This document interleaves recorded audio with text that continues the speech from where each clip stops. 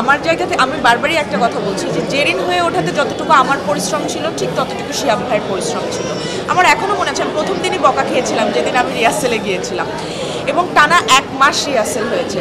আমি আমার লাইফে কোনো ছবির জন্য মনে হয় এত প্রিপারেশন নিই না। রিহার্সেল টুকটাক হয়েছে, হয়তো শুটিংয়ে যাওয়ার আগে কিছুদিন ওই ক্যারেক্টার নিয়ে চিন্তা করা, ওই ক্যারেক্টারের গেট আপে এসে কথা বলা, ইভেন হ্যাঁ সুরঙ্গের সময় হয়েছে, কিন্তু টানা 1 মাস টাইম ধরা ছিল যে একদম 2টার মধ্যে চলে যেতে হবে, 2টা থেকে 9টা পর্যন্ত রিহার্সেল হবে। তো এইরকমভাবে প্রস্তুতি আমার লাইফে আমার আগে কোনো কন্টেন্টে নেওয়া হয়নি।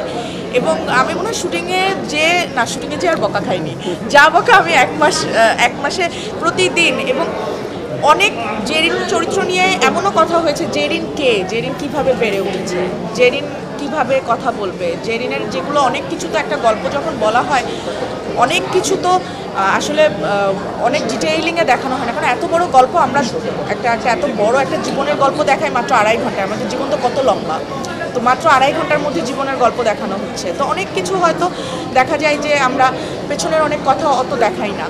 তো সেই পেছনের কথাগুলো বারবার আমাকে রিকল করিয়েছে শিহাব ভাই, বারবার বলেছে এইভাবে ভাবো, এইভাবে চিন্তা করো, এই প্রশ্নের উত্তর দাও।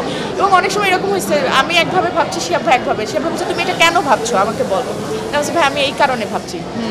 তো এই যে একজন শিক্ষক, একজন অভিভাবক, একজন পরিপক্ক পরিচালক, এটা না খুব জরুরি। হয়তো এটার কারণে জেরিনকে অন্য সব কাজের থেকে আলাদা লেগেছে, এবং আমি আমার জায়গা থেকে চেষ্টা করেছি, বাকিটা তো দর্শক বলবে। Thank you.